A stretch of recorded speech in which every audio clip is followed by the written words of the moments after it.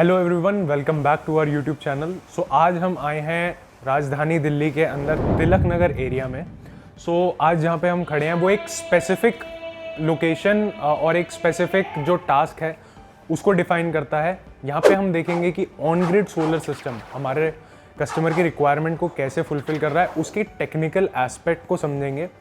यहाँ पे सबसे बड़ी बात ये है कि ये एक फ्लैट एरिया है।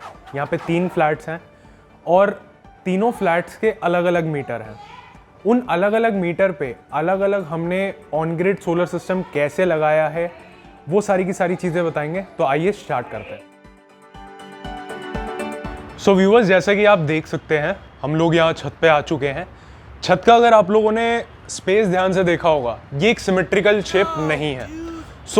आपने बहुत बारी सुना होगा और हमने भी काफ़ी बारी अपनी वीडियो में डिस्कस करा है कि सोलर जो है एक कस्टमाइज सॉल्यूशन होता है। This is a prime example कि कस्टमाइज सॉल्यूशन दिखता कैसा है।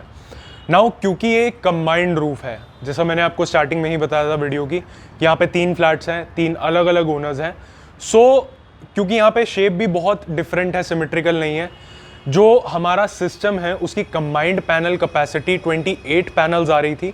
But due to space constraint हम लोगों ने यहाँ पे एक कंबाइंड पैनल का स्ट्रक्चर लगाया है, एक कंबाइंड सिस्टम बनाया है और मैक्सिमम एफिशिएंसी के लिए बाइफेशियल पैनल लगाए हैं। और यहाँ पे इस टाइम जो पैनल कैपेसिटी है वो है 24। जैसे कि आप देख सकते हैं कि हमारा जो स्ट्रक्चर है, जिस साइड मैं खड़ा हुआ हूँ ये एक 3 रो स्ट्रक्चर है और जहाँ पे कैमरा है जस्ट उसके ऊपर ही 2 रो स्ट्रक्चर है। इससे हुआ क्या है कि मेरी छत जो है उसका मैक्सिमम स्पेस यूटिलाइजेशन हुआ है। और यहाँ पे बाइफेशियल का फ़ायदा ये हुआ है क्योंकि यहाँ पे जो छत है वो टाइल रूफ है, तो मैक्सिमम जनरेशन हो सके, मैक्सिमम एफिशिएंसी हो सके और कस्टमर को मैक्सिमम बेनिफिट मिल सके, इसलिए हम लोगों ने यहाँ पे बाइफेशियल पैनल यूज़ करा है। जैसे कि मैंने आपको बताया था, यहाँ पे 3 सिस्टम है। हर पैनल के ऊपर हमने जो स्ट्रिंग बनाई है वो 8-8 पैनल की स्ट्रिंग है, लेकिन जो हम लोगों ने स्ट्रक्चर लगाया है वो कंबाइंड लगाया हुआ है। व्यूअर्स, मैं अब आपको इस वीडियो में बताऊँगा कि हाई राइज के बेनिफिट क्या हैं। हाई राइज का बेनिफिट ये है कि जैसे कि मैं हूँ, मेरी हाइट जो है लगभग 6 फीट के करीब है। जो मेरा 3 रो वाला पैनल स्ट्रक्चर है, इसके नीचे मैं बड़ी आसानी से घूम सकता हूँ। अगर किसी की हाइट 5.5 फीट है, all in all the point is कि हाई राइज स्ट्रक्चर जो होता है उसके नीचे आप आसानी से घूम सकते हो। जैसे कि आप देख रहे हो कंस्ट्रेंट स्पेस है, मेरे पास एडिशनल स्पेस नहीं है सामान रखने के लिए। मैं यहीं सामान रख भी सकता हूँ, यहीं बैठ भी सकता हूँ। और एक चीज़ और जो मैं आप लोगों को यही बताना चाहता हूँ, अगर आप मेरे पीछे देखोगे यहाँ पे 4 वाटर टैंक्स हैं, ठीक है।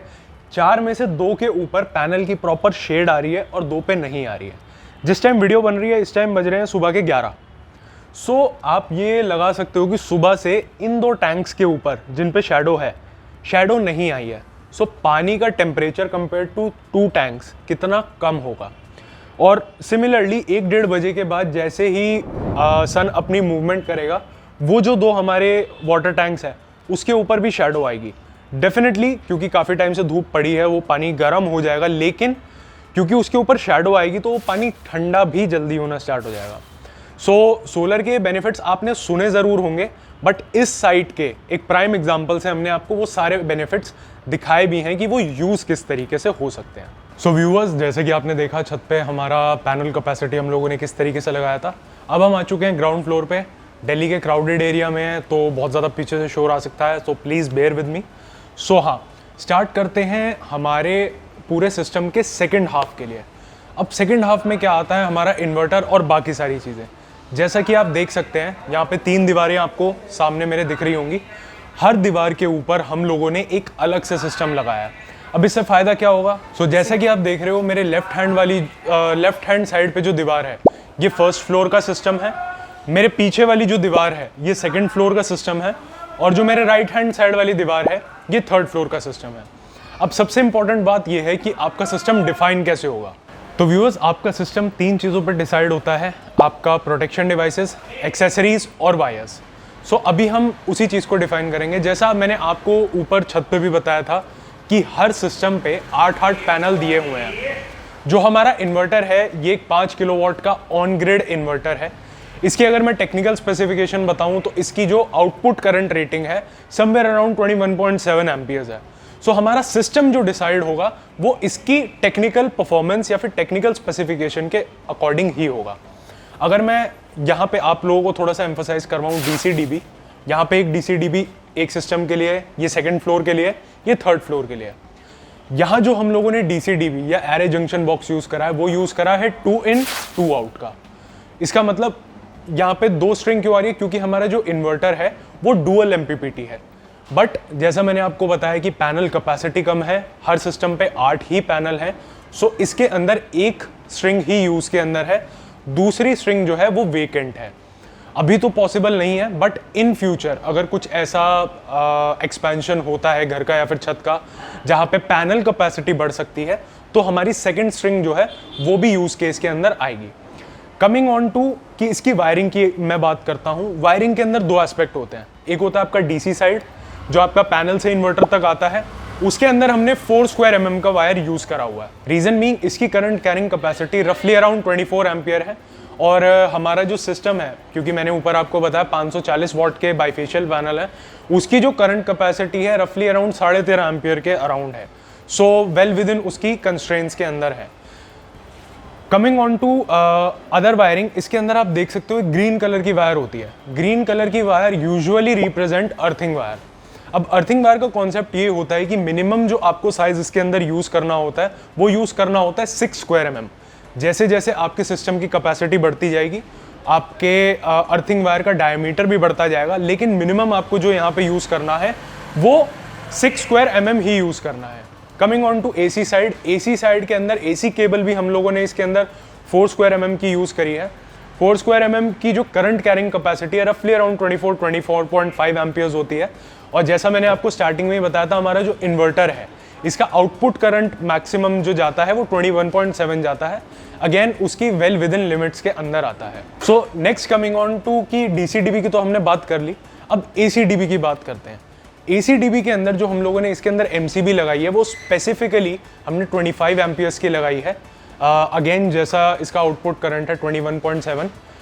इन केस कोई मिस हैपनिंग होती है, टचवुड ऐसा ना हो, बट इन केस कोई मिस हैपनिंग होती है, करंट ज़्यादा जाता है, तो हमारी MCB जो है वो ट्रिप कर जाएगी। अब आप लोग देख रहे होंगे कि तीनों दीवार जो है उस पर कुछ ना कुछ स्टिकर्स लगे हुए हैं। यहाँ डेंजर का स्टिकर है, यहाँ पे फायर एक्सटिंग्विशर का है, जो हमारा ACDB है उसके अंदर हमने एक चीज़ लगाई है, और डेंजर वाला भी एक साइन है। इन साइंस की अपनी खुद की एक इम्पॉर्टेंस है। यूजुअली आप लोग जब भी साइट पे जाओगे ये चीज़ें नहीं दिखती हैं, बट ये चीज़ें लगानी मैंडेटरी इसलिए है क्योंकि मेरे थोड़ी सी 2 कदम दूर पे ही एंट्रेंस है, ताकि सामने वाले को देखते ही पता चल जाए कि ये जो है इलेक्ट्रिकली डेंजरस एरिया है। यहाँ पे अगर कोई एंटर ना ही करे तो ज़्यादा बेटर है, लेकिन अगर एंटर करे तो 100% प्रिकॉशन ले। डेंजर साइन, क्योंकि हम लोगों को पता है कि इलेक्ट्रिसिटी डेंजरस क्यों है। येलो वाला साइन जो है वो मेरे को स्पेसिफिक शो कर रहा है कि जो मेरा AC वोल्टेज है वो कितना है, ऑपरेटिंग एट 230। अगर 440 होता तो हम यहाँ 440 वोल्ट्स का स्टिकर लगाते।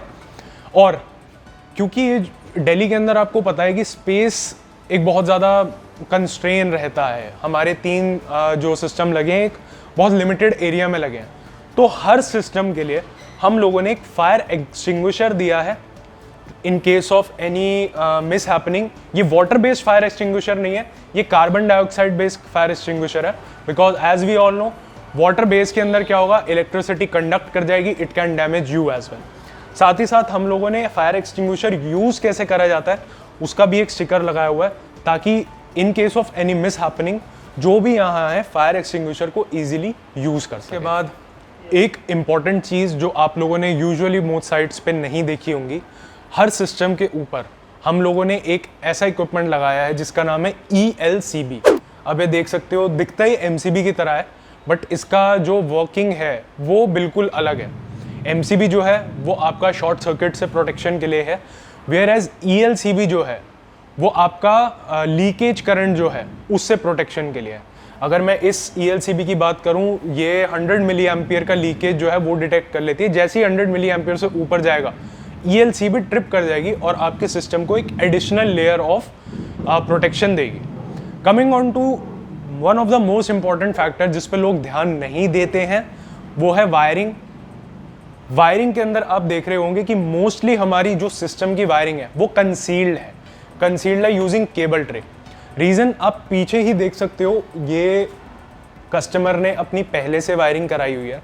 ये एक तो देखने में थोड़ी सी अजीब है, प्लस अगर कोई यहाँ पे इलेक्ट्रीशियन या फिर कोई टेक्निकल पर्सन आता है उसको समझने में और उसको इसको सॉल्व करने में दिक्कत आएगी। वेयर एज केबल ट्रे के अंदर इट इज़ वेरी कंसील्ड और बहुत नीट एंड क्लीन भी ये चीज़ दिखती है।